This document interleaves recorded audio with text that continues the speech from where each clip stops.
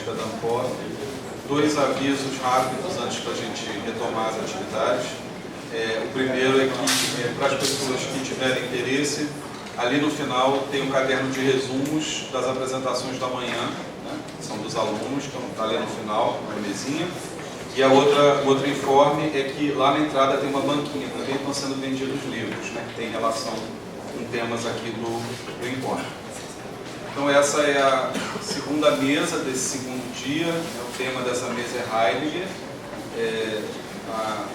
O formato do evento, né, a gente já falou várias vezes, mas eu vou frisar que talvez tenha alguém chegado agora, que não tenha acompanhado o evento desde o início. Um palestrante, né, faz uma exposição, redige um texto, na verdade, inicial. Esse texto é distribuído para os participantes do evento, né? Então, nesse momento aqui, o palestrante vai apresentar algumas ideias centrais desse texto, em aproximadamente 15 a 20 minutos. Então, cada um dos dois debatedores, né, vão debater as ideias desse texto, que eles já receberam, já leram, né, de antemão, em aproximadamente 15 a 20 minutos também. Em seguida, o palestrante comenta, né, as observações, e aí então nós abrimos para as questões gerais do público. Então, a palestrante dessa mesa é a professora Virgínia Figueiredo, da UFMG, aqui do meu lado, e os debatedores são o professor Luiz Camilo Osório, da PUC-Rio, e o professor Bernardo Oliveira, aqui do Departamento de Filosofia da UFMG. A conferência, né, da Virgínia, o título da conferência é Heidegger e a desestetização da arte. Então, eu passo a palavra à Virgínia. Não, imagina.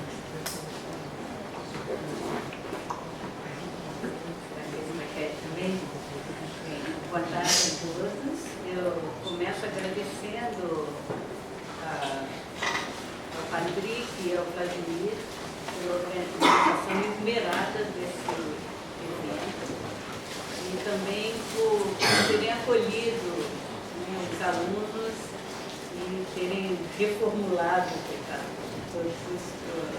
a programação inicial. Agradeço ainda a presença do Luiz Camilo e do Bernardo e digo também que isso que eu vou falar aqui é bem despretensioso, não está funcionando. É apenas um breve comentário do importante ensaio de Heidegger sobre a origem da obra de arte, e isso também resulta de uma pequena conversa que tivemos Bernardo e eu, quando esse evento ainda estava nos preparativos, né? E o Bernardo que me sugeriu que eu tentasse falar algo sobre Heidegger.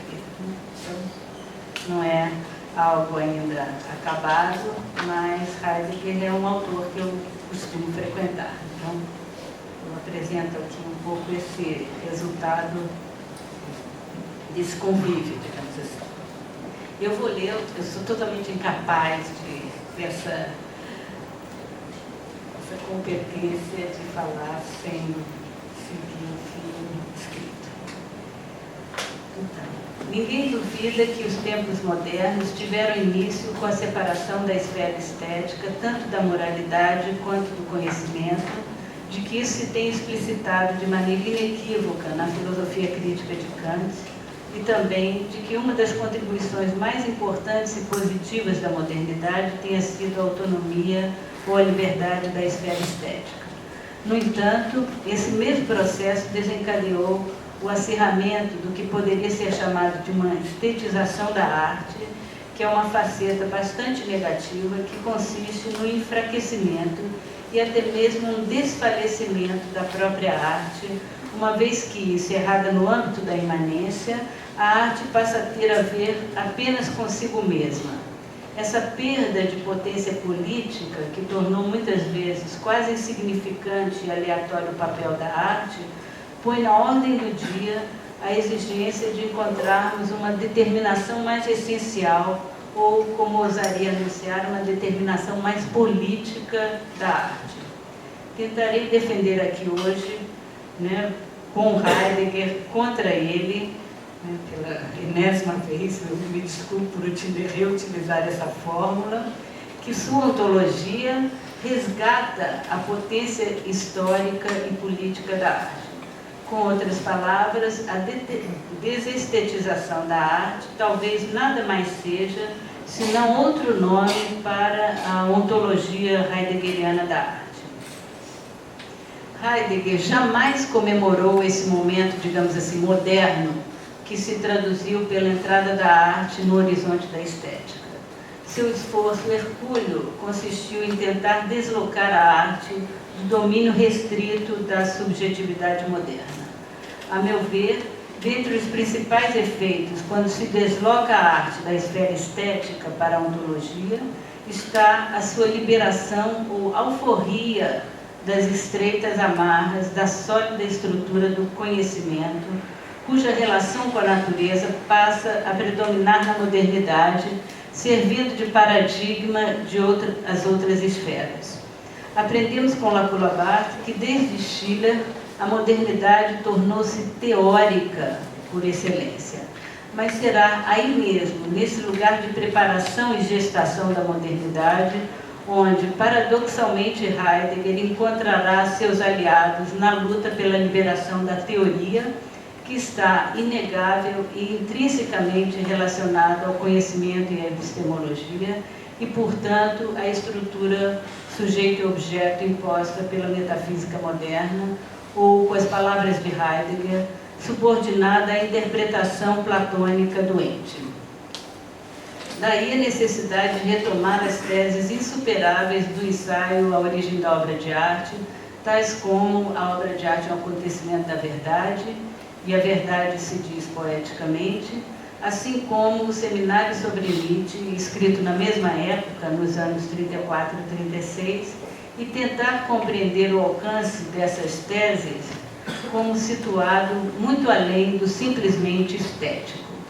Para trilhar o caminho desconstrutivo dos textos de Heidegger, invoco aqui dois grandes leitores do mesmo, que são Benedito Nunes e Philippe Lacoue-Labarthe. O primeiro, conhecido de todos, sempre destacou a tese que estou aqui chamando de desestetização. Eu cito suas palavras. Sob a aparência de uma abstrusa filosofia da arte, a Conferência de 35, que é o ensaio sobre a origem da obra de arte, é do mesmo modo que Hölderlin e a essência da poesia, um capítulo da história do ser, e não, portanto, um texto de estética. Nesse mesmo texto, que se chama Poética do Pensamento, Nunes tentou mostrar que o esforço desconstrutivo de Heidegger visava liberar a arte dos pressupostos tradicionais da metafísica, uma vez que para ele a estética nada mais era do que uma disciplina da metafísica. Seguindo ainda a lição de Benedito Nunes, outro modo de abordar a questão que chamei de desestetização da arte seria de entendê-la como um prolongamento do projeto heideggeriano de destruição da metafísica. Cito ainda uma vez a descrição daquelas obras artísticas, no caso do ensaio da origem da obra de arte, que todos vocês devem conhecer. Heidegger cita dois exemplos, ele descreve, digamos assim, o famoso quadro de Van Gogh, Os Sapatos, e o Templo Grego. Então, diz Nunes, a descrição daquelas obras artísticas prolonga o efeito da destruição da história da ontologia numa destruição da estética. Portanto, junto com Heidegger, o que eu entendo por desestetizar a arte? Sobretudo, liberá-la dessa armadura metafísica, que é a concepção platônica doente, e da posição a qual a estética conduziu a arte a partir da modernidade, quero dizer, ao lugar do sentimento, posição que a restringiu de maneira inevitável à esfera da fruição ou da produção individual. Então, visando chamar a atenção sobre a novidade principal do ensaio sobre a origem da obra de arte, isto é, que a obra de arte seja um acontecimento da verdade, recorro de novo a Nunes, que pergunta se a tese heideggeriana não poderia ser um retorno à tradição do classicismo que harmonizou a arte com a verdade através da bela imitação da natureza, ou mesmo uma retomada da intuição romântica que igualou o belo artístico com a verdade. Ele mesmo continua e responde, tanto num caso quanto no outro, admite-se que a arte expressa a verdade, racional para os clássicos, suprarracional para os românticos. Mas em nenhum dos casos ele se fala em acontecer. Então a grande novidade da tese heideggeriana sobre a obra de arte enquanto um acontecimento é exatamente o fato de pensar a verdade enquanto um acontecimento. Então tudo se trata um pouco de esclarecer o sentido dessa expressão acontecimento da verdade. Ainda com Benedito Nunes, ele chama atenção para o fato desse acontecimento enunciar o caráter resolutamente temporal e histórico que Heidegger atribui à verdade e, por conseguinte, à obra de arte, e, além disso, né, justamente tirar esse acontecimento, né, do âmbito, digamos assim, do conhecimento, ou seja, da epistemologia, e deslocando para o âmbito de uma ontologia.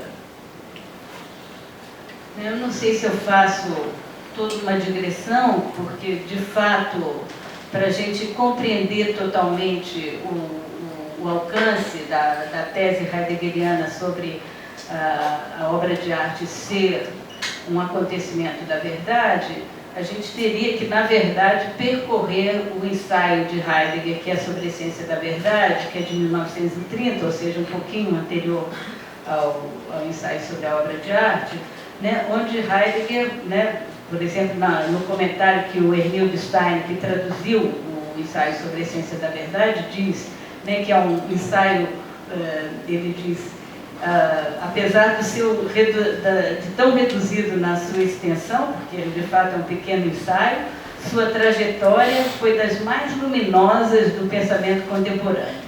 E o próprio Heidegger, falando sobre o seu próprio ensaio, ele diz, aqui conduz-se a verdade para além dos limites tradicionais da concepção comum.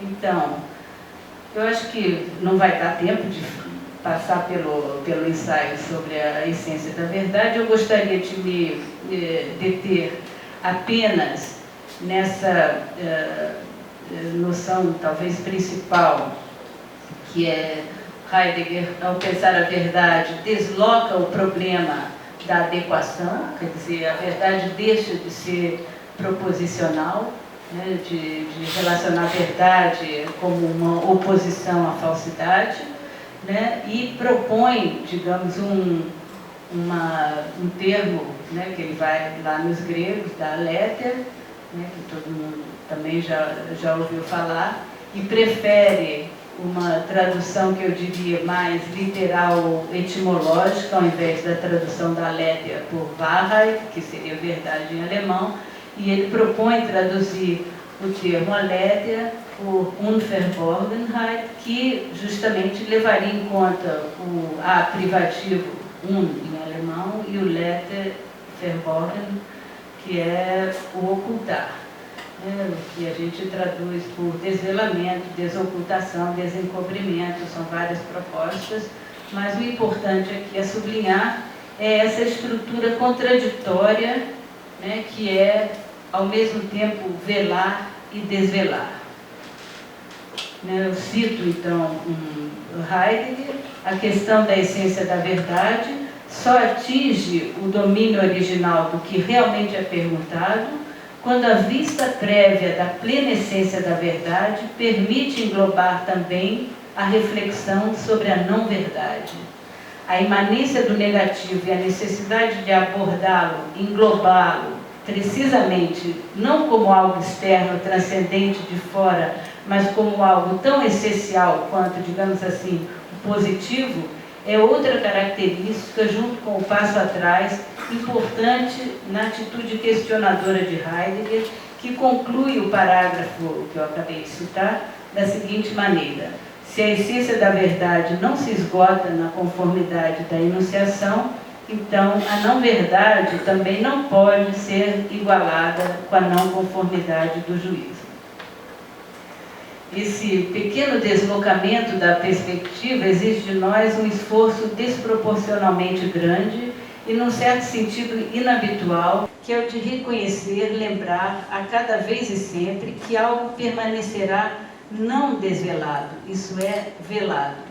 É preciso enfatizar um pouco o alcance dessa tese heideggeriana sobre a verdade, a fim de desdobrar seus revolucionários efeitos, como, por exemplo, o deslocamento da verdade de um âmbito teórico para o prático.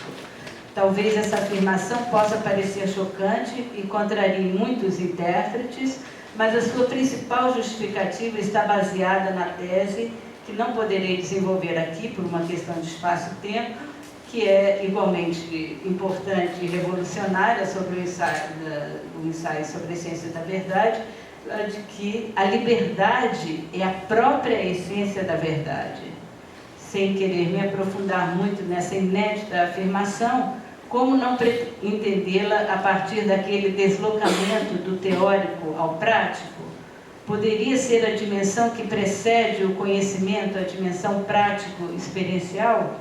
Talvez. Para um esclarecimento maior desse passo, que desprezaria o teórico em favor do prático, teríamos aqui certamente de nos dirigir às concepções de ser e tempo, tais como ser no mundo, ser para a morte, ser como.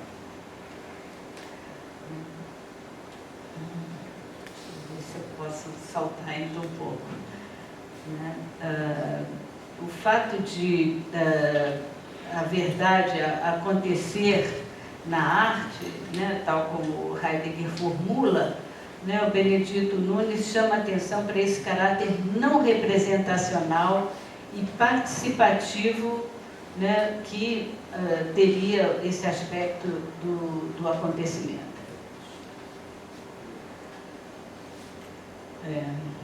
Bom, eu tenho péssimo. Já acabou. Você falou 13 minutos. Então vou continuar. Mesmo mantendo-nos na superfície do texto A Origem da Obra de Arte, é fácil reconhecer que sua ambição e alcance vão muito longe do que o horizonte simplesmente estético. Numa das várias definições que infelizmente não vamos poder detalhar aqui da obra de arte como combate entre terra e mundo, é o próprio Heidegger que afirma e reitera literalmente que a obra-templo inaugura o mundo. Estou citando Heidegger. Ou ainda um pouco mais adiante, o ser-obra instala o mundo. A meu ver, esse instalar, inaugurar o mundo, restitui à obra de arte uma potência que é inegavelmente política e histórica. A arte irrompe como instaladora ou fundadora da possibilidade de um mundo. Esse papel fundador de mundo, que é sempre histórico, enquanto acontecimento da verdade, atribui às obras de arte uma importância completamente diferente do que a estética, no sentido estrito, jamais foi capaz de dar a elas. Não se deve a um mero capricho o fato de Heidegger apelar para noções aparentemente abstrusas, como é a expressão de Benedito Nunes, como terra e mundo para definir a obra de arte. Propor que, no combate, a obra de arte descubra, desvele, no sentido preciso da lógica da aléthea, um mundo, é capaz, com algum êxito da terminologia tradicional da estética, desculpa, eu estou lendo mal. Não se deve ao mero capricho o fato de Heidegger apelar para essas noções abstrusas, como terra e mundo, para definir a obra de arte. Propor que, no combate, a obra de arte descubra e desvele o mundo é escapar, com algum êxito, da terminologia tradicional da estética, de conceitos tais como matéria e forma, criação e gênio, sentimentos de prazer e dor. Numa palavra, da cristalizada relação entre sujeito e objeto. Mas atenção, não são somente a terminologia e o vocabulário metafísico que desmoronam e são aqui desconstruídos. é a própria coisa. E aí eu vou citar o Heidegger do seminário sobre Nietzsche, né, que aliás foi citado pelo aluno hoje de manhã, que fez uma bela apresentação sobre Heidegger, né? Essa é uma frase do seminário de Heidegger falando sobre Nietzsche, sobre a estética. Ele diz: é a própria coisa e a maneira de questionar relativamente à arte que mudam completamente. Então não é apenas uma questão terminológica que leva Heidegger a pensar, por exemplo, a obra de arte como combate de terra e mundo, não é para substituir conceitos como matéria e forma, né? É para desconstruir conceitos como matéria e forma e pensar justamente a própria coisa e dar novos elementos para questionar a própria arte. Leamos então uma passagem do ensaio de Heidegger, na qual nos é descrito a obra Templo, que eu prefiro o exemplo dos sapatos, como um combate entre terra e mundo. E aí eu gostaria que você projetasse só para as pessoas verem o templo que está descrito na obra do Heidegger. E aí eu vou fazer uma longa citação, vocês me desculpem, mas eu acho que é importante para vocês realmente pensarem sobre.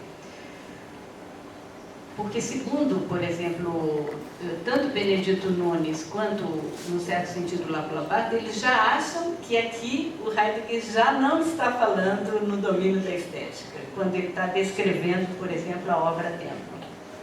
Então vamos ver para Virginia, deixa só nessa.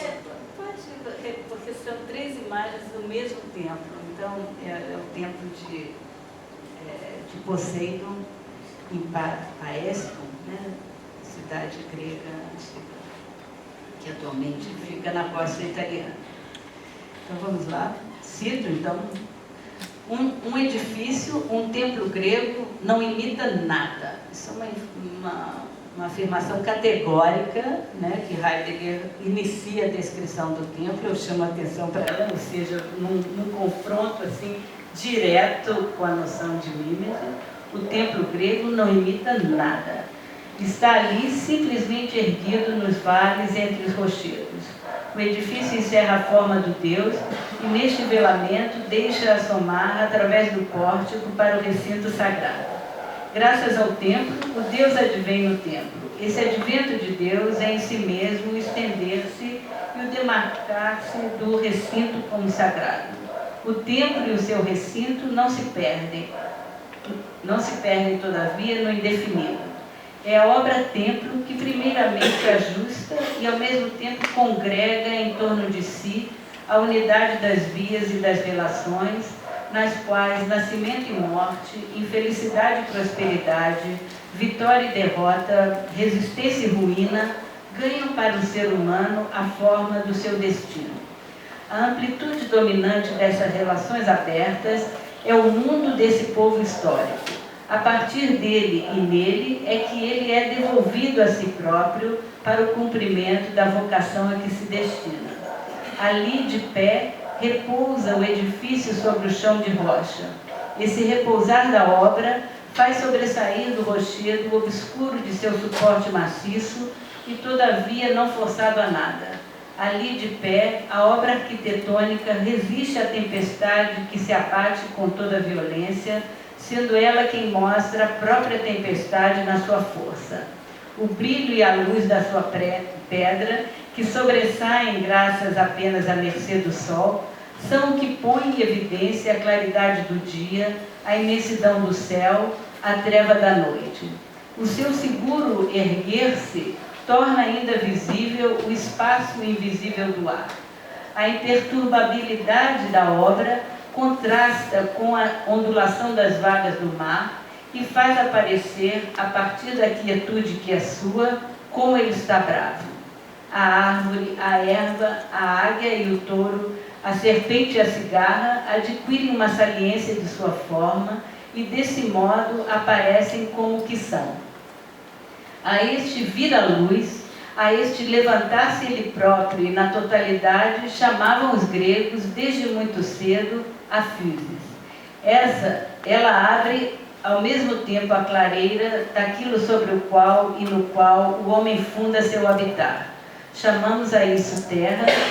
A obra que é o templo, ali de pé, abre o mundo e ao mesmo tempo repõe-no sobre a terra, que só então vem à luz como solo nativo. Fim de citação. Essa descrição, eu vou acabar aqui, tá? Essa descrição obedece à mesma lógica do velar, desvelar, que está em jogo na Lépia. Gostaria de chamar a atenção de vocês, sobretudo, de dois aspectos. O fato de ser a obra que, aí eu cito de novo, que congrega em torno de si a unidade das vias e das relações. Isso quer dizer que as relações possíveis são instaladas, inauguradas pela primeira vez aí na própria obra. Que essas relações, as quais não hesitaria de chamar mundanas, no sentido mais forte desse termo, que esse termo possa ter para Heidegger, o mundo mundifica, ou o mundo mundia, como também são expressões dele, essas relações são sempre históricas. Não consigo reprimir uma associação com a frase do artista plástico brasileiro, morto em 1980, Hélio Oiticica, já que ele diz, com outras palavras, ao meu ver, o mesmo que Heidegger no seu ensaio sobre a origem da obra de arte. Né? Aí eu tinha pensado em mostrar a frase, mas acho que não precisa. É uma frase que ele deu uma entrevista ao jornal Pasquim, em 1970, e ele diz: eu acho que o trabalho criador não é nem sintoma, nem reflexo da sociedade. Pode ter alguns sintomas e alguns reflexos, mas não é uma coisa nem outra. Eu acho que o trabalho criador propõe uma nova sociedade. É exatamente aí que eu acho que todo esforço criador tem um lado marginal e um lado marginalizado. É uma coisa que nunca está condicionada ao que existe, ao que é, ao status quo. Fim de citação. A meu ver, tanto Heidegger quanto Oiticica estão tentando o mesmo objetivo, retirar a arte do domínio da estética e situá-la como um acontecimento da ordem do ser, ou traduzindo, ressituá-la como um acontecimento histórico, político, e é nesse momento que eu estou dizendo que eu leio contra Heidegger, porque evidentemente Heidegger não fala no político, Heidegger fala no histórico. Ele diz que a obra de arte, ela propõe, né, um acontecer de um povo que é histórico. Então, esse atributo político que eu estou dando ao acontecimento da obra de arte não é apenas a minha ideia, eu acompanho um pouco a ideia do Lacan. Né? Então, esse acontecimento político que abre a possibilidade de um povo histórico, retomando então as palavras do próprio Heidegger. A partir da obra de arte, e nela é que o povo é devolvido a si mesmo para o cumprimento da vocação a que se destina. Por isso está correto dizer que Heidegger faz antes uma ontologia da arte do que propriamente uma estética, e como a obra de arte é algo muito maior do que apenas um objeto propiciador de sentimentos de prazer e desprazer, considero legítimo chamar o projeto heideggeriano de uma desestetização da arte. Haveria muito mais coisa a dizer sobre esse ensaio, que é realmente importante no meu modo de ver, mas eu vou ficar por aqui. Obrigada.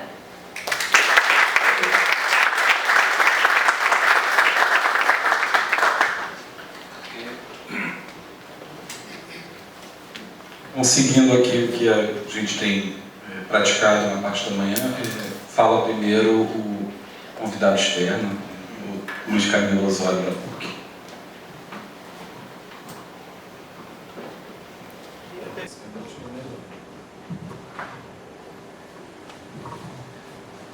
Bom, queria também agradecer ao convite, Vladimir, o Patrick, outros.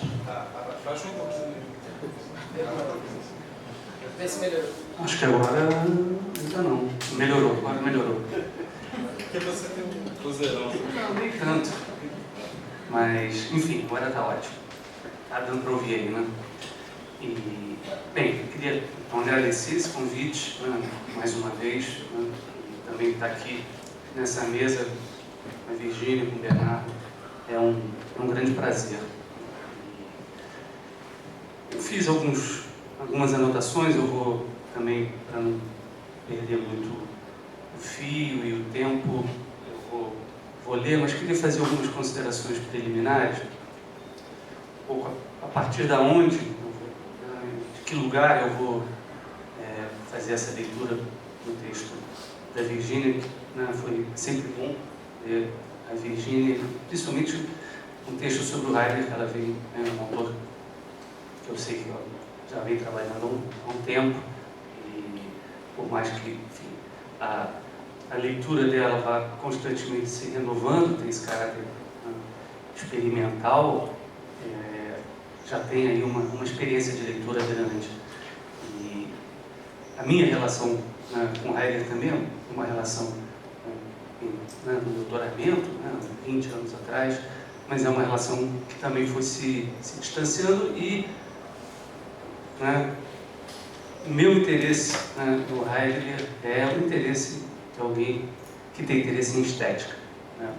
E de certa maneira eu acompanho em grande parte o desconforto e o diagnóstico do Heidegger em relação, digamos, à situação, né, da arte e desse engessamento ou desse insulamento da arte numa subjetividade ou num subjetivismo que a ameaça por essa aproximação com a estética, mas seguindo um pouco até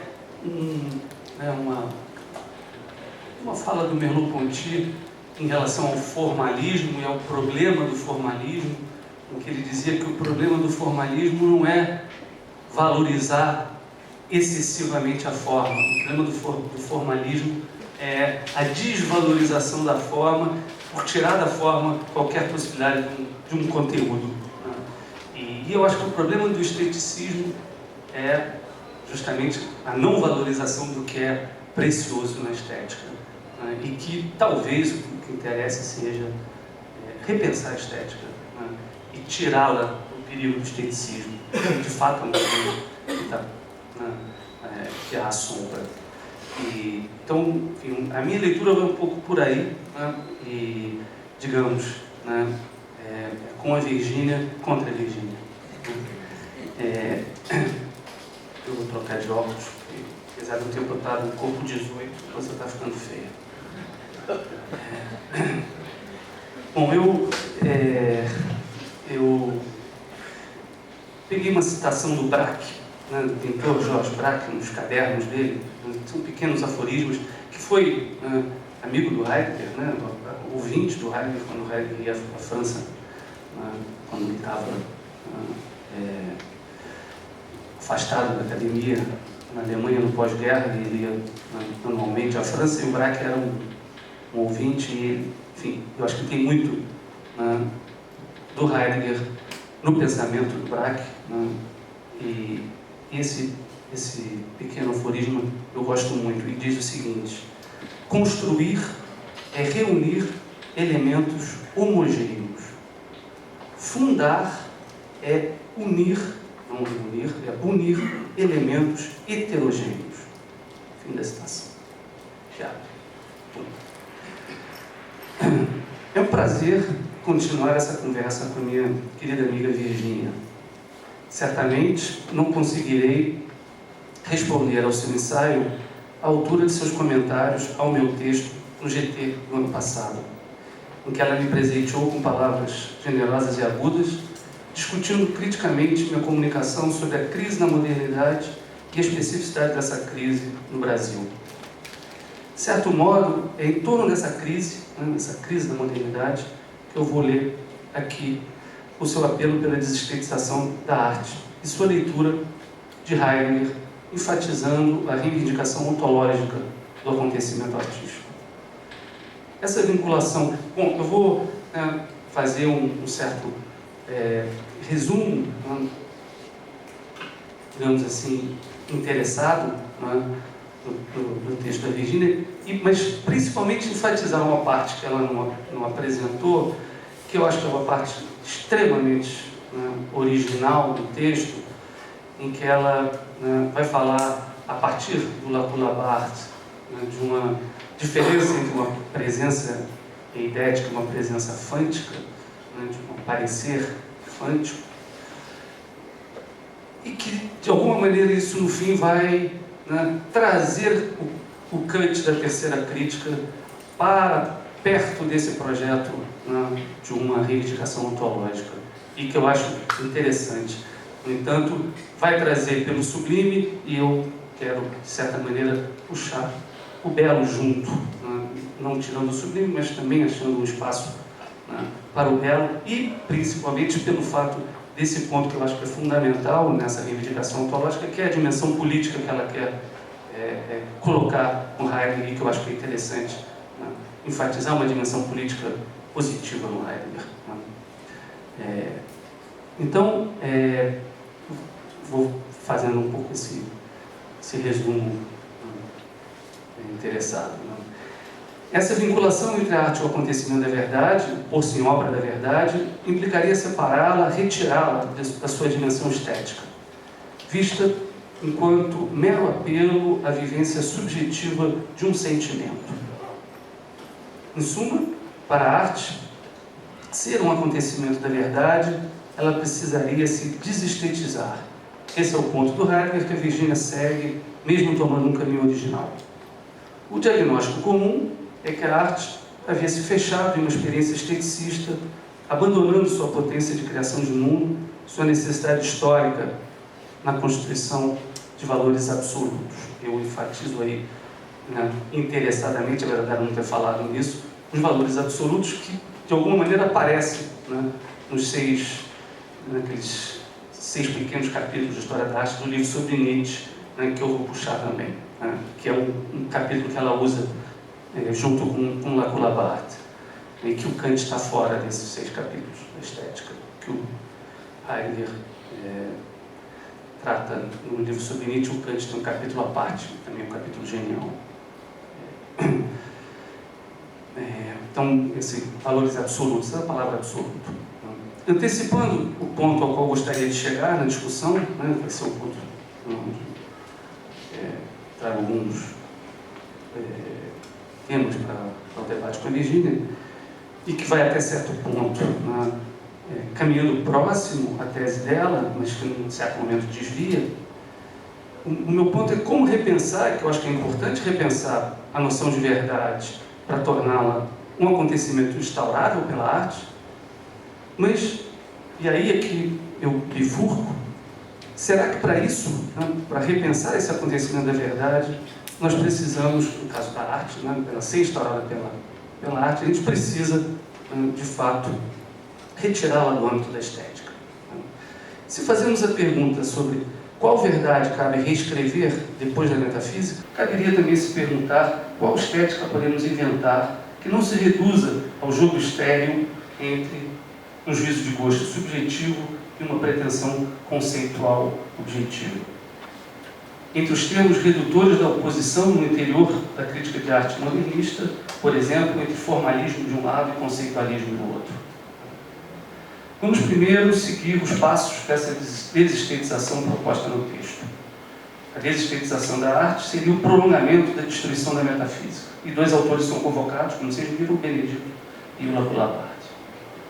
A arte estética estaria restrita ao âmbito da subjetividade. Para superar esse aprisionamento, ela retoma os passos de origem da obra de arte, tendo em vista, como já dito, a retomada da equação entre obra de arte e o acontecimento da verdade. Citando o filósofo paraense, o que diferenciaria Heidegger tanto da tradição clássica racionalista como da romântica suprarracionalista seria a aposta no acontecer.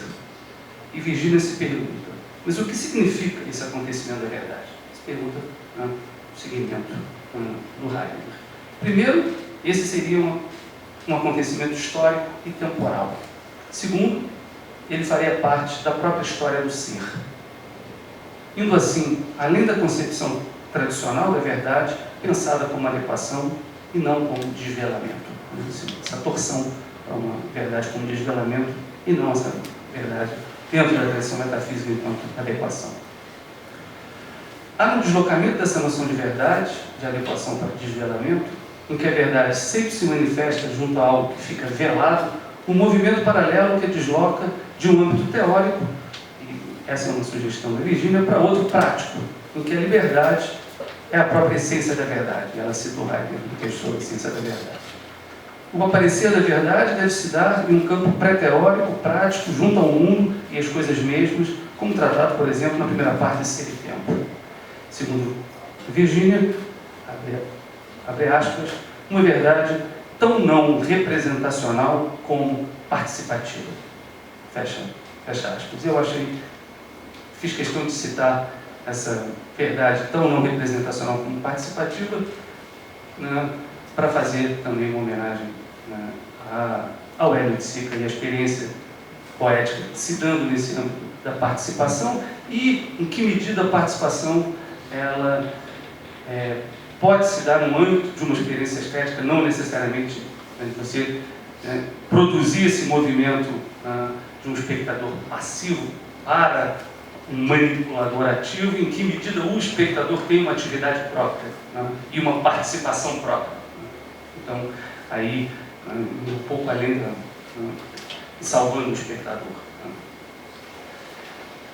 Um momento fundamental do texto da Virginia, quando depois de citar a passagem em que Heidegger descreve o tempo grego e sua capacidade de instalar simultaneamente o conflito produtivo entre mundo e terra, vai destacar dois aspectos determinantes para se pensar o caráter acontecimental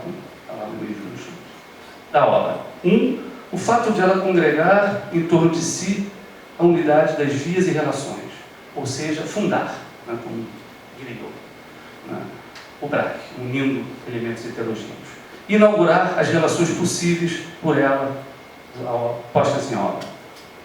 E dois, né, que essas relações são sempre mundanas, ou seja, históricas.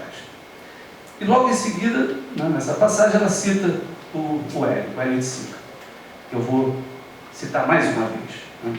Eu acho que o trabalho criador, é o de Sica falando, não é um sintoma nem reflexo da sociedade. Pode ter alguns sintomas e alguns reflexos, mas não é uma coisa nem outra. Eu acho que o trabalho criador propõe uma nova sociedade. É exatamente aí que eu acho que todo esforço criador tem um lado marginal, um lado marginalizado. É uma coisa que nunca está condicionada ao que existe, ao que é, ao status quo. No fim da citação. Para Virginia, Heidegger e Sica estariam tirando a arte do domínio da estética para situá-la na ordem do ser, como um acontecimento histórico e político, né, político enfatizado. A dimensão política seria a leitura contra Heidegger proposta por Lacoue-Labarthe que ela desenvolve. Esse, né, proporia um outro modo de pensar a arte, não mais enquanto apreensão eidética do ente, mas como apreensão fântica da presença. Né? Essa é a leitura que o Lacoue-Labarthe vai, de certa maneira, abrir, né? Indo além do Heidegger, propondo essa apreensão fântica em oposição a uma apreensão eidética, de alguma maneira já captura, né, o aparecer.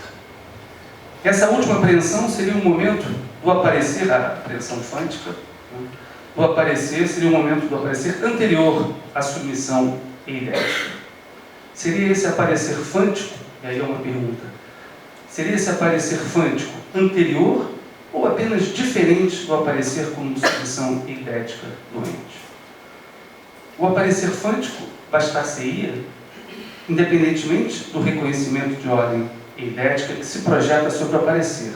Mas esse aparecer bastar-se-ia enquanto aparecimento de algo que se dá aqui e agora, como algo que acontece ao lado e simultaneamente a outras coisas, e que nos faz demorar junto à singularidade de sua presença.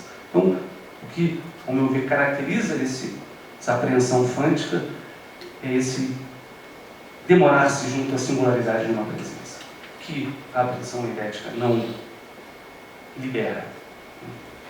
É a fascinação por e a concentração no que aparece, na sua indeterminabilidade, coisa que a apreensão eidética não permite, ela sempre determina, se projeta sobre. a sua indeterminabilidade e necessidade. Como diria, eu cito um filósofo contemporâneo, Martin Seal, alemão, que tem um livro que se chama O Aparecer Estético. A percepção estética é um jogo que jogamos e que se joga conosco. Ou seja, não haveria oposição entre o aparecer fântico e o eidético, mas diferença entre formas do aparecer, ou formas de aparecer. Virginia, seguindo Lacan, vai pensar esse acontecimento fântico como mais próximo do sublime. Mas eu preferiria pensar uma chave desse aparecer estético anterior ou paralelo à determinação eidética, que reconhece e adequa o aparecer ao que já se sabe, ou deixa fechado na particularidade sensorial do agradável, sem, portanto, o salto fântico, que faz nascerem ideias estéticas, e que são sempre indeterminadas, essas ideias estéticas. Isso, ao meu ver, é próprio ao belo, não ao sublime. Seguindo na rota proposta por Lacan, tratar-se-ia de retomar Kant como um momento isolado de apreensão não eidética do aparecer. E aí estaremos afirmando a dimensão ontológica, não estética, segundo Lacan, do belo. Mas por que não pensar numa dimensão não eidética da estética, em que o aparecer mantém-se como lugar de combate e de instauração de possibilidades não medidas, segundo o que já se sabe, mas como via inaugural de novas relações de sentido, território do risco, da experimentação e da contingência. É aí que a estética é política, sendo um lugar onde se criam relações inauditas que modificam o regime do visível, do dizível e do pensável. A dimensão política contra Heidegger me parece ter que desmontar a relação entre a grande arte, que é o termo que o Heidegger usa lá no livro de Nietzsche, e a necessidade absoluta, contida no mesmo capítulo discutido por Lacan no livro sobre Nietzsche. E eu vou citar essa passagem do Heidegger. A grande arte não é grande apenas por meio da elevada qualidade do que é criado, mas por meio do fato de que ela é um carecimento absoluto, tradução Casanova, ou necessidade absoluta. Esse aparecer fântico, ao meu ver, fundaria uma ontologia do não absoluto, da contingência, da heterogeneidade, em que o que se põe em obra rasura, desloca, desfaz os modos de ver estabelecidos, produz um outro aparecer, heterogêneo, múltiplo, que ao mesmo tempo constitui sujeitos não identitários e plurais. Manter-se no âmbito da estética é manter-se nesse território do conflito, do não absoluto, em que a política se faz ontologia, deslocando-se do âmbito do ser para o devir. Isso, ao meu ver, faz justiça ao juízo estético kantiano, que vê na beleza o lugar em que um sentimento subjetivo, eu sinto, deslizaria, como se fosse universal, para o compartilhamento de sensual do comum. Bom, é isso. Obrigado.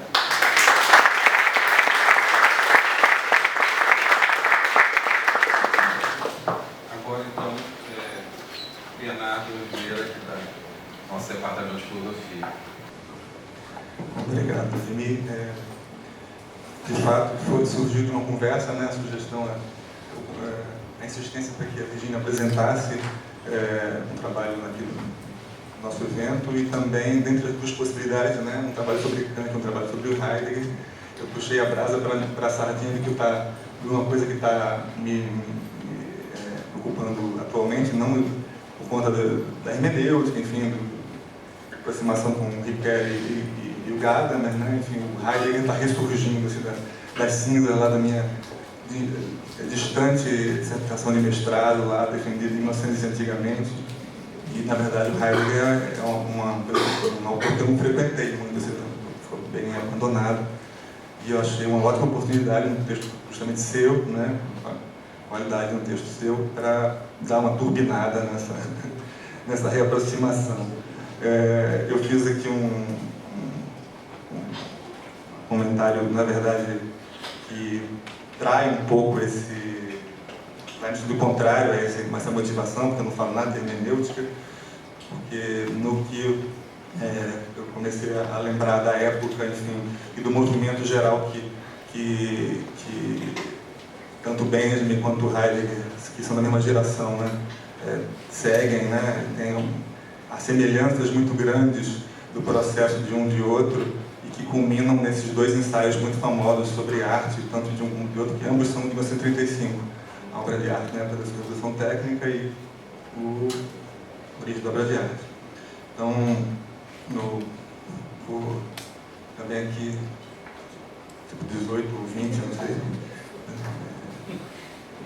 Bom, meu comentário vai na direção do contexto da desestetização da arte, que pode ser identificada em outros pensadores da mesma geração, como, por exemplo, Walter Benjamin, e conclui com uma questão, citando, sobre a permanência da noção de beleza. Na verdade, essa digressão via Benjamin, na verdade, é para chegar no final, nesse resgate de Kant, no final do texto, na parte que você não leu. Virginia caracteriza a estetização da arte realizada pela filosofia moderna como um acontecimento de duas faces. Uma delas tem uma marca positiva, a da autonomia da esfera estética, sua não subordinação direta às esferas prática e teórica. Essa autonomização, promovida pela filosofia, se refere ao significado da beleza no interior mesmo da filosofia. A estetização da arte é um assunto de filósofos, mas exerce, talvez, uma considerável influência no modo como a arte é recebida e contribui para diminuir a força de certas leituras instrumentalizadoras e moralizantes da função da arte. Isso aí eu tentando dar uma positivação na estetização também, né? A estetização da arte deixa a arte ser apenas bela. Por outro lado, a criação desta esfera estética resulta simultaneamente no que ela descreve, Virginia, como o enfraquecimento e até mesmo um desfalecimento da própria arte, uma vez que, encerrada no âmbito da imanência, a arte passa a ter a ver apenas consigo mesmo. Pergunto se não podemos compreender hoje o processo de estetização da arte levado a cabo, principalmente no século XVIII, como uma modalidade de justificação filosófica da sua existência. Essa justificação moderna a questiona e absolve, localizando-a no âmbito do sentimento, eximindo-a de papel decisivo na definição do conhecimento e da ação. O lugar da experiência da beleza, seja artística ou natural, já está prelineado por uma metafísica do sujeito que realiza uma minuciosa radiografia da experiência, que é uma palavra decisiva para o pensamento dos séculos XVIII e XIX. Por mais importante que seja a positivação do sentimento de prazer realizado pela estética e por Kant, a palavra experiência, justamente a palavra experiência, é mantida longe da esfera estética. Como diz Walter Benjamin em um escrito de juventude, ele diz, especialmente nos prolegômenos, Kant quis buscar os princípios da experiência nas ciências, em particular na física matemática, ainda que em sua origem a experiência em si mesma e para si mesma não foi nunca idêntica ao domínio objetivo desta ciência. Lembremos que Benjamin é da mesma geração que Heidegger, e por caminhos muito diferentes está, no entanto, empenhado na mesma trilha de desconstrução do modelo metafísico epistemológico moderno de experiência. A batalha em torno da palavra experiência é apenas uma das formas de aparecimento deste movimento que perpassa tantos autores diferentes. No caso daquela geração, o campo de força a ser neutralizado é o do neocantismo e seu radical estreitamento desta noção de experiência. Estreitamento que encontra seu aliado decisivo em uma metafísica das ciências naturais. A desestetização da arte, portanto, se insere em um caminho desconstrutivo da noção moderna de experiência, que é derivada em uma certa epistemologia, que é o centro em torno do qual tudo mais gravita. Nos termos do trecho de Benjamin que citamos, seria uma desconstrução do conceito moderno e iluminista de experiência. Dentro do mesmo campo de palavras se encontra, por exemplo, o trabalho de Dilthey, de grande importância para Heidegger e para a hermenêutica contemporânea. O ensaio A Origem da Obra de Arte, de 1935, é um fruto muito maduro deste movimento e se articula como um mergulho arqueológico da história do pensamento feito por Heidegger através de suas palavras-chave. Isso ele fez muito mais decididamente, né, esse mergulho, né, no significado das palavras legadas pela história da filosofia do que qualquer outro de seus contemporâneos. A diferença radical entre Benjamin e Heidegger, né, o próprio Adorno chama atenção para isso, de que Benjamin teria deixado para lá a história da filosofia, né?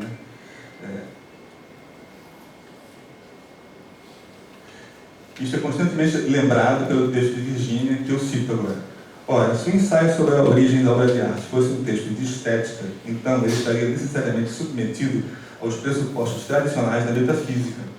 Para Heidegger, isso implicava entender a arte como ainda tributária de uma concepção platônica doente, isto é, submetida de modo não questionado, não só ao conceito tradicional de mimesis, como aos pares sujeito, objeto, matéria, forma, etc. Notemos, porém, que outro texto que podemos associar ao mesmo movimento amplo de pensamento, a obra de arte na era de sua reprodutibilidade técnica, cuja primeira versão Benjamin iniciou em 1935, também situa historicamente o processo de estetização e desestetização da arte. O texto também inicia com um ataque ao que ele chama de conceitos tradicionais, como, aí ele cita e varia de uma versão para outra, às vezes ele insere a palavra, tira uma, criatividade e gênio, validade eterna e estilo, forma e conteúdo. Esses são os pares que ele coloca na primeira versão. Depois ele insere outros, mas nunca coloca o belo. E também realiza, usando aqui as palavras do texto da Virginia, um deslocamento da verdade de um âmbito teórico para o prático. Acho que esse é um desenho semelhante aos dois textos. Logo em seguida, Virginia sugere que a dimensão prático-experiencial, a expressão sobre dimensão prático-experiencial, vou usar aqui um pouquinho, precederia a dimensão teórico-cognitiva, ou a cognitiva derivada do teórico, né? Tal como foi metafisicamente determinada. Este é o desenho geral do que chamamos aqui, com as palavras de Benjamin, de uma batalha em torno do sentido da palavra experiência. Esse que propõe em torno da palavra experiência é uma coisa que é muito forte assim,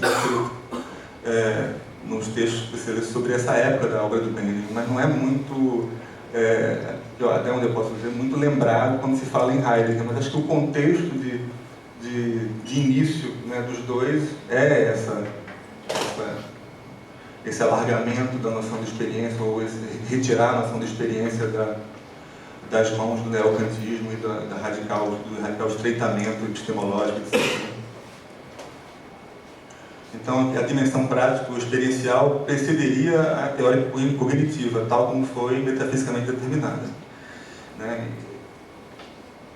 O redesenho da situação do conhecimento, em especial aquela moldada a partir do privilégio epistemológico e cognitivo concedido pela modernidade à física matemática, precisa mostrar como esta última, né, é derivada de uma dimensão prático-existencial mais ampla e mais básica, para não usar aqui imediatamente a palavra originária ou arcaica, né, mas que seriam pertinentes, né? Walter Benjamin, a fenomenologia e a hermenêutica e, claro, Heidegger estão, portanto, de modos diferentes, mas igualmente comprometidos com este desenho, com esse redesenho, melhor dizendo, e chegam a conclusões até certo ponto semelhantes, na mesma época, a respeito da necessária desestetização filosófica da arte. A diferença, no caso de Benjamin e Heidegger, reside em que, por exemplo, Benjamin situa seu ponto de partida na necessidade urgente que a filosofia da arte tem de reconhecer uma radical e politicamente fértil desestetização da produção e recepção das obras de arte, em curso e observável principalmente na fotografia e no cinema. Já Heidegger vê na estetização da arte um fruto do esquecimento do ser, uma forma decisiva de aprofundamento desse. Seria uma espécie de esquecimento da arte, realizado por seu banimento da experiência. A desestetização, também para ele uma urgência do pensamento, passa pela desconstrução da metafísica platônica. Apesar dessas diferenças, todos dois acho que tentam fazer com que o discurso da filosofia se adapte ou corra atrás de alguma coisa que já aconteceu e que ela seja fiel e consiga dizer isso que já aconteceu. O Benjamin, quando fala da modificação, ele não está propondo isso, né? Ele está dizendo que já aconteceu e vamos ver que prognósticos prognósticos tiramos daí. Quando o Heidegger fala da estetização, né, como fenômeno histórico, isso já aconteceu, mas essa estetização ela é o esquecimento de alguma coisa que também já está sempre acontecendo, que aí entra a questão da verdade, como o desvelamento, etc. Heidegger vai insistir na raiz grega, ou seja, ocidental, desse estreitamento da experiência realizado muito antes de Kant ou do neocantismo. O privilégio da compreensão e interpretação teóricas tem para ele seu momento decisivo muito antes da modernidade filosófica. Como diz Virginia, Heidegger faz confluir praticamente toda a estética. Qual é a estética que não utiliza o par matéria e forma? Aquela predeterminação do ente como eidos. É necessário enfatizar toda a estética, incluindo a de Nietzsche e Wagner. Estaria dentro da moldura da metafísica, com outras palavras, dentro do platonismo. A estetização da arte, então, é fruto da atenção do pensamento ao ente, por assim dizer, após a sua formação como ente. Todo o extrato da dimensão prático-experiencial, dentro do qual as coisas são interpretadas e apropriadas, sendo assim possível nos referirmos a elas como entes, é esquecido pela filosofia em prol de um momento posterior da história do ser, a disponibilidade das coisas, né, posterior, a disponibilidade das coisas para serem apropriadas, então, e só então, por um olhar que analisa e inspeciona em sua forma, em seu eidos, e determina conceitualmente. Ou o que é chamado aqui de platonismo é o esquecimento do caráter de acontecimento dos entes que nos rodeiam e do ente que nós mesmos somos, o caráter infinitivo desse acontecimento. Eu, na verdade, me sinto mais à vontade, no caso do pensamento de Heidegger, em fazer uma certa ponte com Ser e Tempo, né? E, por exemplo, naquele texto da mesma época de Ser e Tempo, que é Problemas Fundamentais da Fenomenologia, que eu conheço, não sei, é a primeira aparição do tema da arte, rapidamente ali, quando ele está falando de mundo e está descrevendo o mundo de maneira bem no estilo da primeira parte de Ser e Tempo, falando dos entes intramundanos, tal, fala de uma sala, fala de cadeiras, etc. Aí ele cita uma passagem do Hilke, do Caderno de Mal, de Laurence Brigg, que ele está passeando pela cidade e vê um resto de demolição, e tem uns restos de casa, né, ainda tem duas paredes geminadas, que se demole uma e fica restos de parede, papel de parede, ainda colados num lado da casa que restou, né, e aí ele começa a fazer uma digressão ali sobre o mundo, fala que ali está o mundo, né, naquela atenção da narrativa por restos de habitação, né? E é uma coisa meio rápida, mas está num contexto muito pouco ligado à discussão com a estética ou discussão com obra de arte. Essa gradação que vem dessa quando você vai falar que a arte é o pôr-se em obra da verdade, que ela é o aparecer do aparecer, enfim, que ela não eu tendo a querer trazer para o lado dessa discussão toda a respeito do desvelamento no modo mais cotidiano, enfim, das coisas, dos objetos que nos rodeiam, enfim. E que são raras as oportunidades no texto do próprio Heidegger de fazer essa aproximação. Quando ele vai, né, no origem da obra de arte, ele já está num momento muito avançado de criação de um vocabulário, como diz o Benito Nunes, abstruso, né? Sem passar por esse extenso processo de arqueologia conceitual, Benjamin, na mesma época, identifica uma forma de percepção ou apreensão da arte que guarda muita semelhança com este extrato anterior ao eidético. Ele toma como exemplo a percepção que temos do edifício que efetivamente utilizamos e chama esta apreensão de percepção tátil e a compara com a percepção óptica de uma pintura contemplada na situação típica de uma sala de museu e chama esta de percepção óptica. Claro que não é para ser tomado pela letra, o óptico é visual e o tátil é com a mão, né? Mas, enfim, tem semelhança com essa descrição, né, do rio, da parede, enfim, da habitação. Acho que isso aí é a percepção tátil, né? Os resquícios de mundo que tem naquela parede são resquícios de uma percepção tátil, né? Eu vejo uma semelhança aí nesse, né? Tem ligação com essa revalorização da dimensão prática experiencial mais cotidiana. Benjamin associa as mais férteis possibilidades da arte contemporânea à percepção tátil, pois o estrato tátil da êxtase estaria muito mais ligado à ação e ao saber prático, ao menos tal como ele julga que deva ser para uma real experiência histórica, ou seja, uma abertura de futuro e resgate de possibilidades não realizadas do passado. A questão a que chegamos finalmente é a da transformação do conceito de belo. Esse conceito não é incluído por Benjamin na lista de conceitos tradicionais da estética, né? Conceitos que precisam ser postos de lado, a expressão dele. Mas a palavra não reaparece no restante daquele texto, né? Apesar de não ser banida, ela também não reaparece. Só depois, sobre alguns temas em Baudelaire, que é o último grande trabalho de filosofia da arte do Benjamin, que reaparece alguma discussão bem no final sobre o belo, mas muito localizada e muito historicizada. Mas ele lida de modo implícito com a distinção estética, né? Tem uma hora que ele está distinguindo filmes de atualidade que passavam no cinema de um documentário de Jory Ivens. E ele fala, uma obra de arte, como um documentário de Jory Ivens, é diferente de uma atualidade cinematográfica. Então, ele lida ainda com uma distinção estética.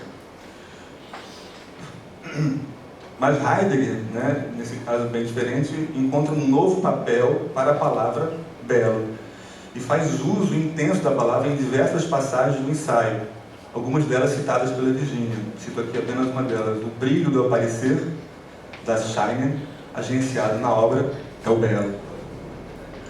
Beleza aí não significa mais o nome de um acontecimento judicativo, produzido no sujeito a partir de um ente objetivado.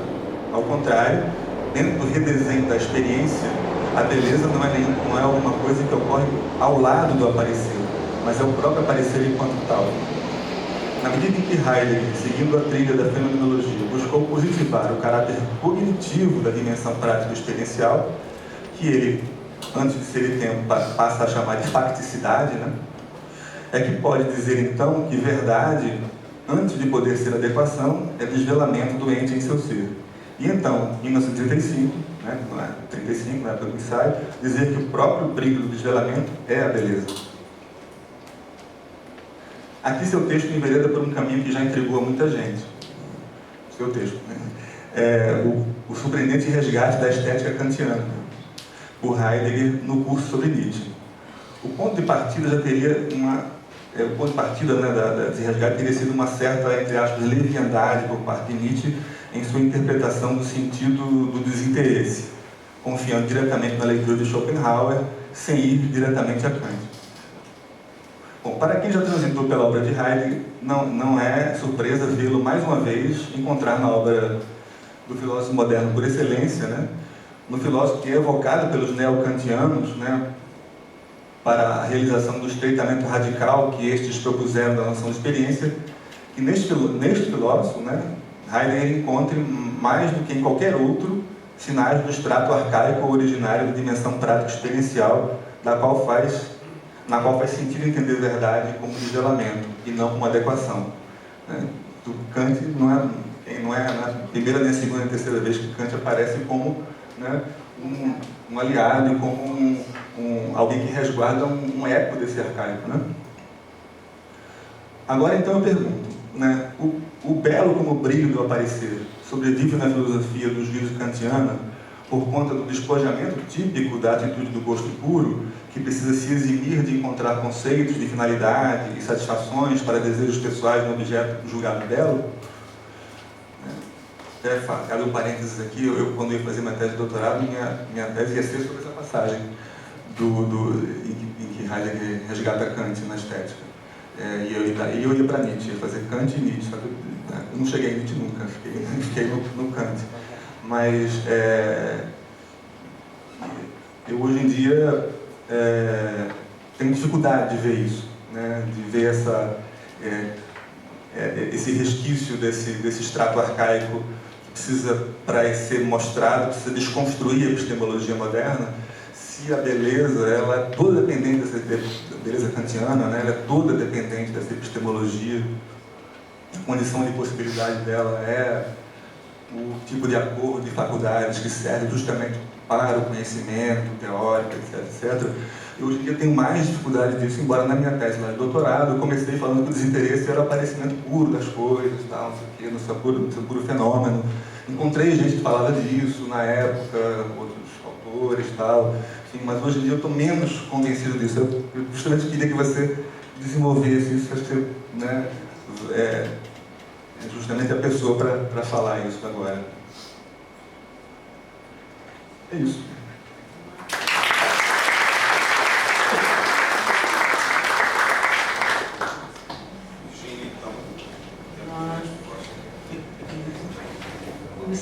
Muito obrigada por esses comentários que são muito mais do que eu podia falar, talvez. Eu não sei se eu vou conseguir responder a tudo que foi dito aqui. Eu agradeço enormemente, né, todos os dois comentários. Bom, não sei nem por onde eu começo, mas eu acho que eu vou começar pelo que o Luiz Camilo, né, de fato se referiu, porque foi uma parte omitida no meu texto, que era, como vocês viram, eu nunca cheguei ao segundo comentário do texto de Heidegger, que foi Laplace, né, e sobretudo um texto que me inspira para escrever esse meu aqui, que é o texto A Verdade Sublime, onde o Laplace faz uma oposição entre o que seria a apreensão eidética da arte, ou seja, que a gente pode traduzir simplesmente pela apreensão platônica da arte, o que quer dizer uma apreensão que coloca sempre a arte como, digamos, algo que está referido sempre a uma realidade. Então, a gente também poderia traduzir essa expressão por uma apreensão mimética da arte, ou seja, a arte, ela é, segundo um jargão da República, algo de segunda categoria, ela é cópia do original. Então, contra essa apreensão eidética da arte, né, o Laplace propõe uma apreensão que ele chama fântica da presença. E essa apreensão fântica, ele cunha essa expressão a partir do Feynstein, desse aparecer, né, justamente tentando fazer uma leitura de Heidegger, aproximando Heidegger do sublime, que é uma tradição que Heidegger sempre recusou.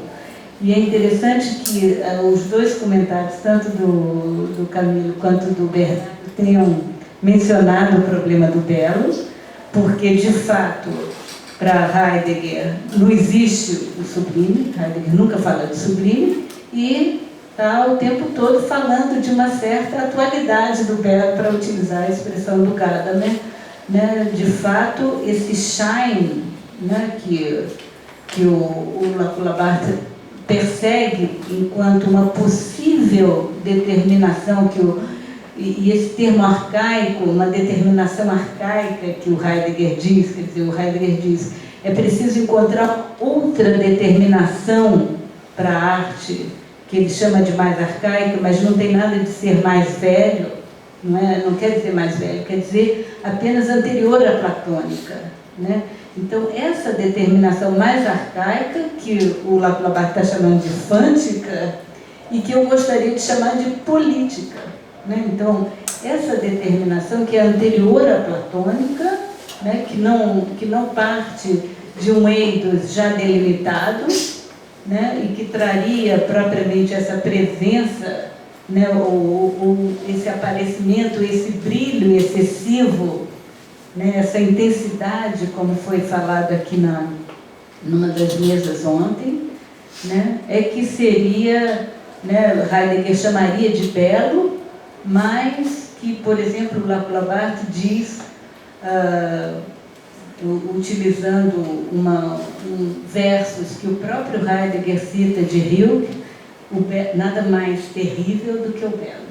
Então, na verdade, o Laplace está querendo fazer uma leitura do belo, que a origem do belo é propriamente sublime. Então, o belo, na verdade, ele é relido por Laplace enquanto, na verdade, esse sublime, esse aparecimento, né, que, como você falou, dando exemplo aí da casa demolida, né, que é do unheimlich, do estranho, né, desse aparecimento que nos estranha, torna tudo não familiar, né, e é isso que, na verdade, o Laplace está pensando como sublime e que ele impõe um pouco ao Heidegger, enquanto o Heidegger só está pensando na categoria de belo.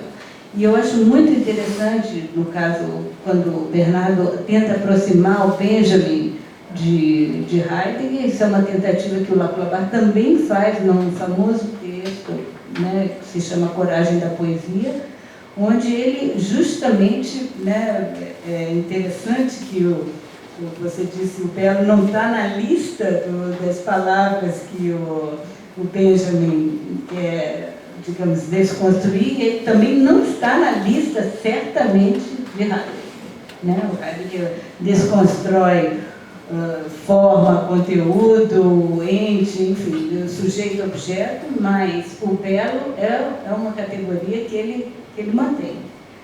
Né? Então, de fato, essa relação com Kant, eu não vou falar dela agora, porque seria longo demais. O Camilo também falou disso, quer dizer, no seminário sobre Nietzsche, Heidegger trata de colocar Kant fora da história da estética, que é absolutamente incompreensível, porque Kant, todo mundo sabe que é um dos momentos da estética, mas Heidegger faz questão de excluí-lo. Por quê? Porque Heidegger quer Kant como aliado. Então, o Heidegger vai se utilizar de Kant como aliado, a meu ver, nesse programa da desestetização. A operação que ele faz é para lá de complexa, porque ele tem que dessubjetivar a estética kantiana, ele tem que transformar a estética kantiana, que é a estética do juízo de Manon, porque para Heidegger, evidentemente, se nem a verdade é proposicional, que dirá a estética. Então, é uma aliança assim, super complicada, que eu acabei, recentemente eu tenho lido o texto do Rancière com os meus alunos, e aí o Rancière faz uma coisa semelhante. Ele diz, o regime estético sobre o qual eu vou falar não tem a ver com o sentimento da subjetividade, não tem a ver com uma teoria do gosto, não tem a ver tudo que a estética é, ele diz que não é. Então, não, se a estética pode ser destituída de todas as suas características, então talvez seja o caso de repensar a estética, mas aí ela perdeu todas as suas características de uma teoria que pressupõe uma subjetividade, que está ligada a sentimentos e assim por diante.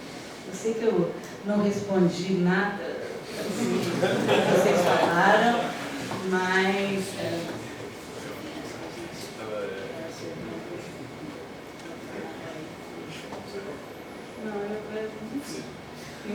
teria muita coisa, mas... Acho que a gente tem uns 20 minutinhos para perguntas.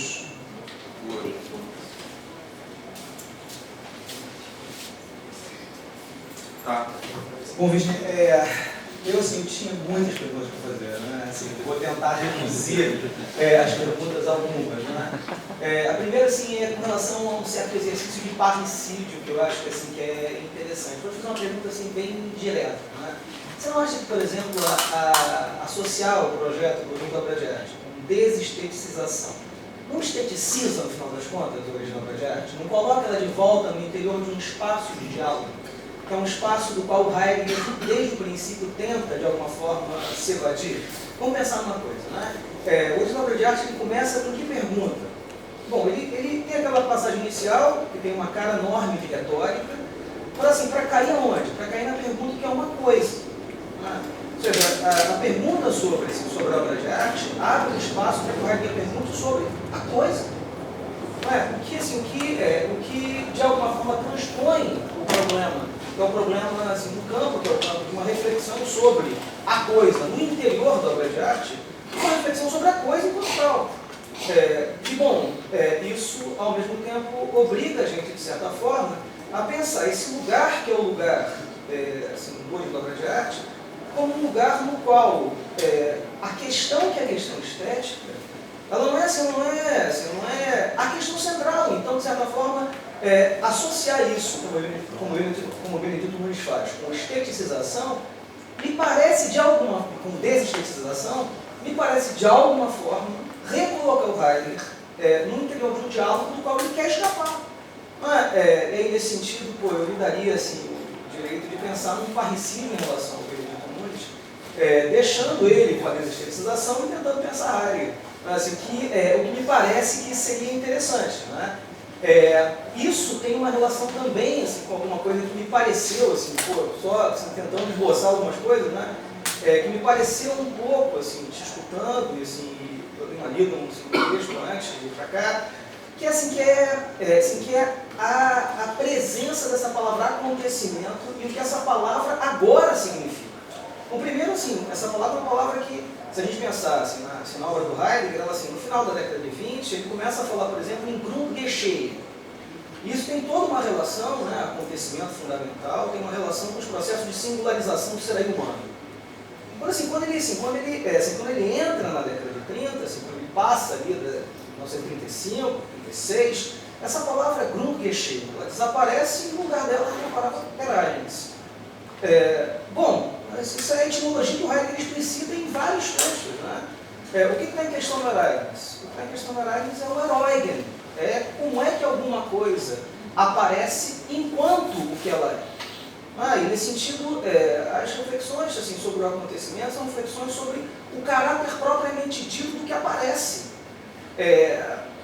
Voltando assim, ao primeiro ponto, eu não consigo imaginar assim, por que na verdade, esse texto tem que ser um texto pensado no interior da discussão, que é a discussão sobre o problema estético.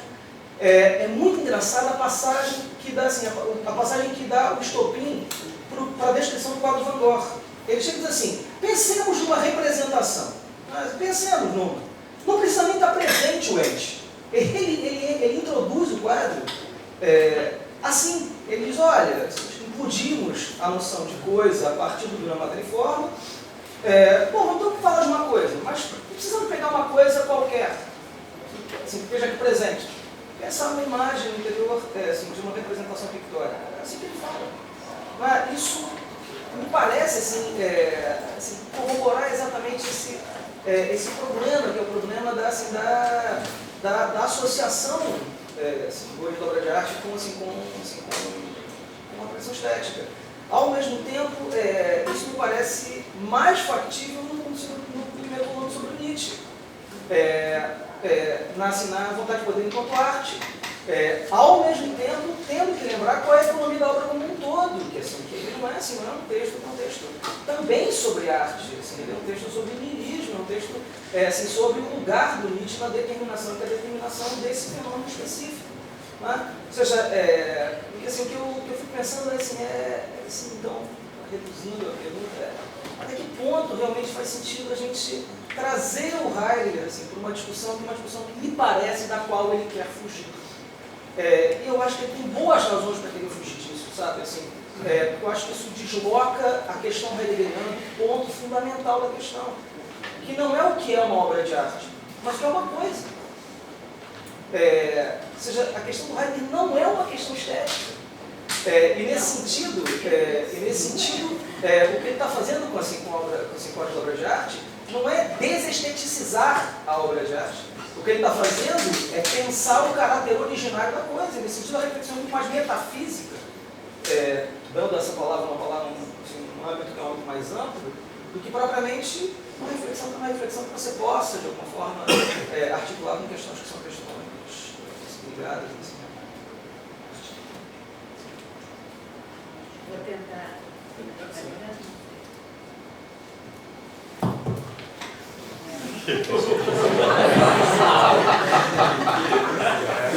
Camponês. Olha, eu não sei se eu vou conseguir. Eu estou no Campo Semonte. Olha aqui, o Marco Antônio, eu não sei se eu vou conseguir te responder, não. Mas quando você diz, o texto sobre a origem da obra de arte é um texto sobre a coisa, eu discordo. Quer dizer, ele começa, o Heidegger tem disso, né? Ele é um pensador do prosaico. Então, qual é a primeira pergunta que você diz? O que é uma obra de arte? Aí diz, é uma coisa. Eu acho que a origem do texto é isso. É a resposta simples e banal, trivial. O que é uma coisa? O que é uma obra de arte? A primeira resposta é uma coisa. Então, vamos lá. O que é uma coisa? Aliás, eu acho que um texto sobre a coisa é outro, que se chama, aliás, o que é uma coisa, ou então o outro, que é o das Ding. Então, eu acho que o texto sobre a origem da obra de arte é um texto sobre a obra de arte. Agora, o que ele é diferente? Porque a questão da obra, porque, claro,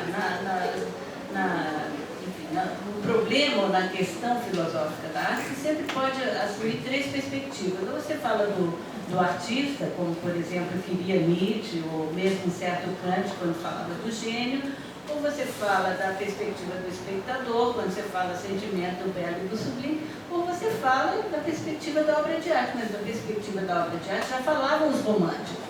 Então não haveria novidade nenhuma se Heidegger dissesse, bom, eu vou começar a falar sobre obra de arte. A grande contribuição do ensaio é justamente tratá-lo como um acontecimento da verdade.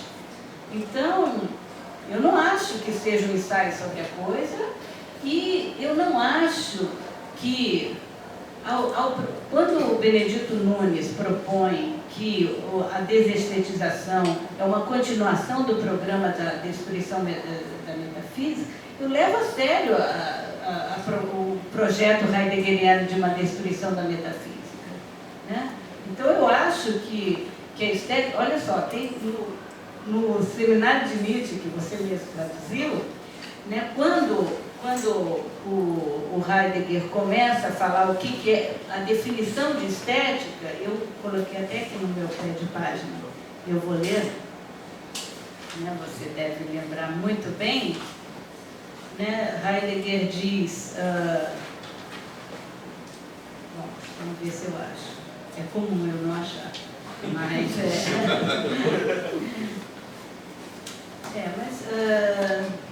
certamente é o trecho onde ele fala que tudo se transformou em episteme, né? A lógica se transformou em lógica episteme. Logo aqui na nota 3, se vocês quiserem, ele diz assim, Heidegger afirma que o nome estético fora cunhado da maneira correspondente aos termos lógica e ética.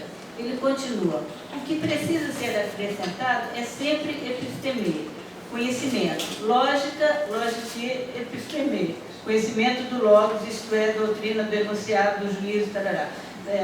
Ética, etique, episteme, conhecimento do ethos. E no caso da estética, a estética é episteme. Bom, desculpem o grego, é horrível. Conhecimento do comportamento sensível, sensorial e afetivo. Então, acho que há uma crítica declarada de Heidegger aqui, a questão da estética, entendida como esse conhecimento do comportamento sensorial, afetivo, etc., tal como o ente foi determinado. Então, eu acho que eu concordo plenamente com o modo como Benedito Nunes lê, eu não acho necessário fazer parricídio, e assim como acho que o Benedito Nunes, e de um modo diferente um pouco o Lacula Barthes, o Lacula Barthes enfatiza muito o aspecto político, né, desse histórico para o Heidegger, porque eu acho que o que Heidegger está querendo dizer aqui é essa possibilidade de mundo que é histórico. Então é isso que o Lacula Barthes entende como algo de político.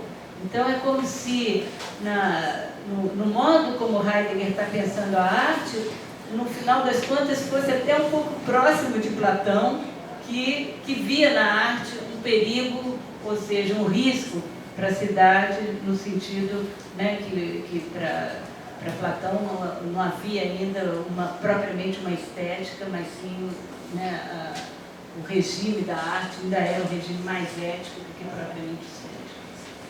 Se eu discordo. Se fosse pode ter tréplica, é isso? Vamos ver se tem mais alguém que quer perguntar, né? Tem questões?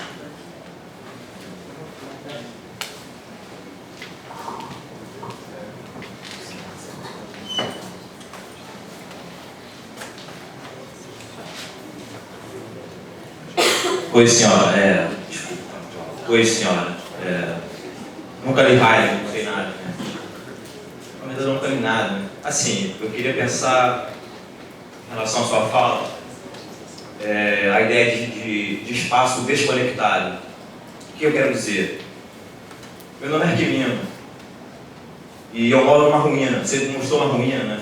Você falou da experiência do Heidegger, ele disse um fragmento de parede, né, e tal.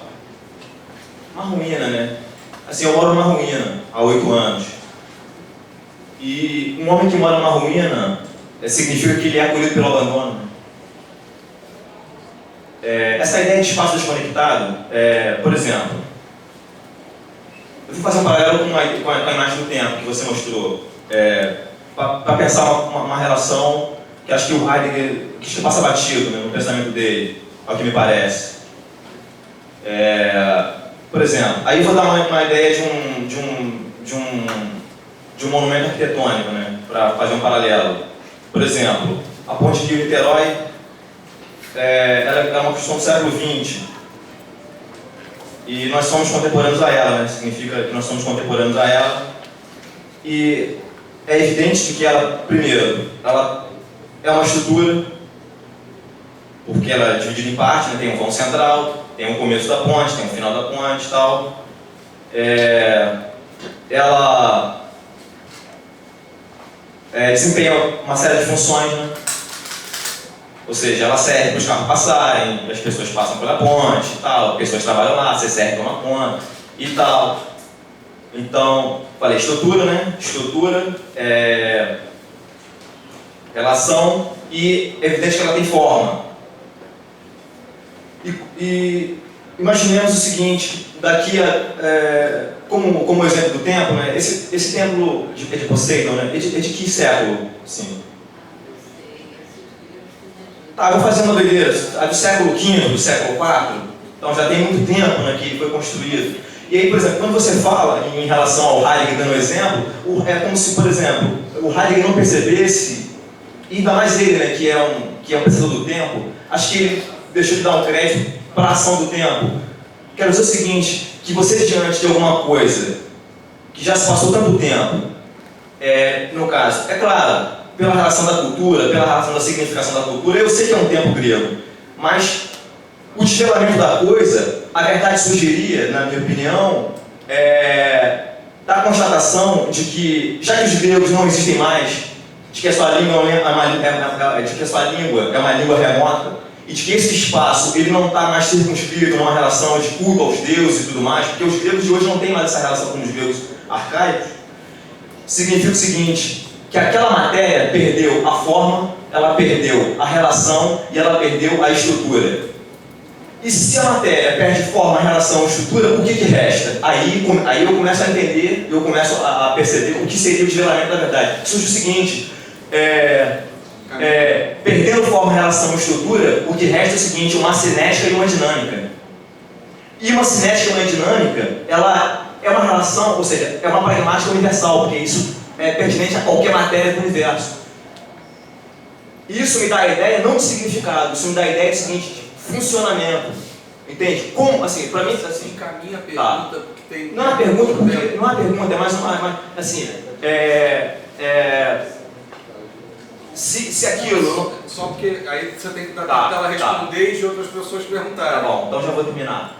Eu acho que isso passa batido no pensamento do Heidegger, ou seja, a questão da verdade estaria muito mais no funcionamento. O que me interessa é saber o que é alguma coisa. Acho que isso não me interessa para nada. O que me interessa é o seguinte, como aquilo funciona. Não sei se... Não sei se não interessa a ninguém saber sobre as coisas. Eu acho que a gente está, sobretudo aqui dentro de uma universidade, a gente se interessa sim em saber sobre muitas coisas, né? Então, primeiro que no templo ainda tem forma, ainda tem mármore, tem muita coisa ainda aí. E não sei se o que sobra é cinético, é em movimento, né? Sobra... Enfim, eu acho que eu não preciso responder muito a sua questão, só quero me insurgir contra a sua frase final, que não interessa a gente saber nada sobre as coisas. Eu acho que me interessa sim, pelo menos a mim e boa parte dessa plateia que está aqui, acho que se interessa. Sim, esse é o nosso vício, né? Porque a gente quer significar tudo. Não, nosso vício não. Senão a gente não precisaria estar numa universidade. Se a gente não se interessa por nada, a gente não precisaria estar. Não, me interessa por muita coisa, mas o funcionamento. A gente tem tempo para uma pergunta ainda. Você vai ter direito à sua pergunta. Não, você vai ter direito à sua pergunta.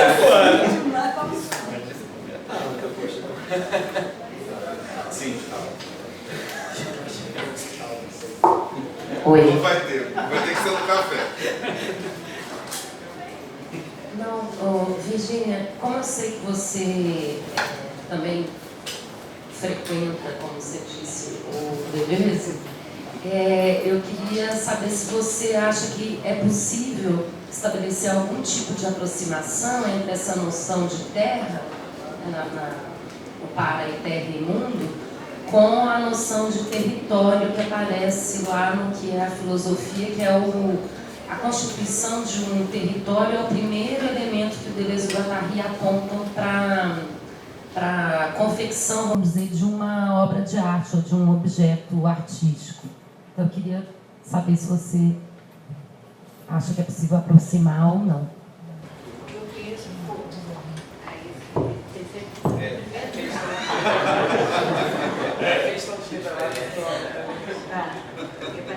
Legal ou não? Como funciona?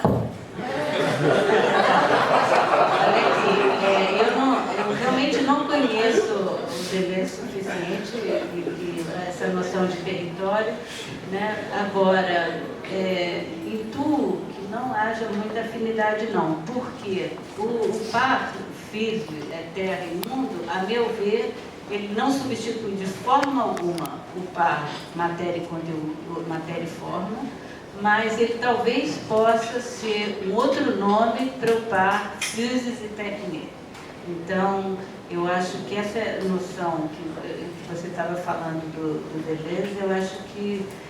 E depois porque o que vai importar para o Deleuze é justamente o oposto, da desterritorialização.